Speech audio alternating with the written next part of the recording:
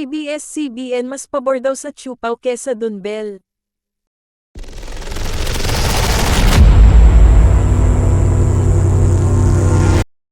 Nagulat ang mga viewers lalo na ang Dunbel fans. Ito'y dahil sa nilabas na mga bagong teasers ng ABS-CBN Studios para sa Linlang, the teleserye version. Sa bandang dulo kasi ng teasers ay ipinakita na ang magiging timeslot nito once mag-umpisa itong umere sa January 22, 2024.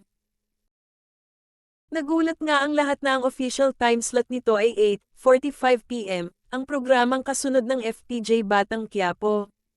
Ang inaasahan kasi ay sa third slot ng primetime block ito mapupunta dahil sa mature content nito at dahil ang senior high ang papalitan nitong programa.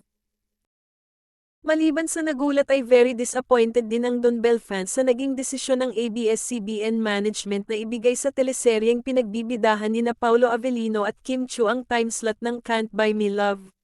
Nila malakas ang teleserye ni na Donnie Pangilinan at Bel Mariano, panalo sa ratings laban sa katapat nitong programa sa GMA7, hindi pa napapanood ng viewers ang buong series, at bagay sa second slot ang tema nito na pasok sa younger audience.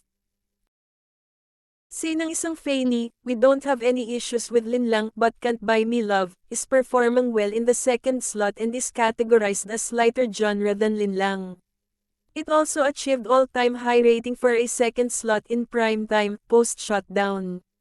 Dahil nga sa gigil ang mga Fanny sa pag-usod ng timeslot ng Dunbel serye ay ilang oras na ring number 1 trending sa X, dating Twitter, Philippines ang Anchebmal same timeslot.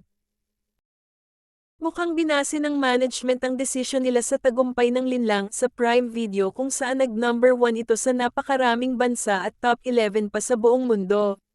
Dagdag pa riyan na makakatapat nito ang teleserye ng dating boyfriend at ka-love team ni Kim na si Sian Lim. Nalulungkot din ako sa magiging timeslot ng Can't Buy Me Love pero hindi ako masyadong makarelate kasi sa Netflix ko ito pinapanood. Pero naniniwala akong kaya nitong ma-maintain ang viewership nito sa TV at livestream sa bago nitong timeslot.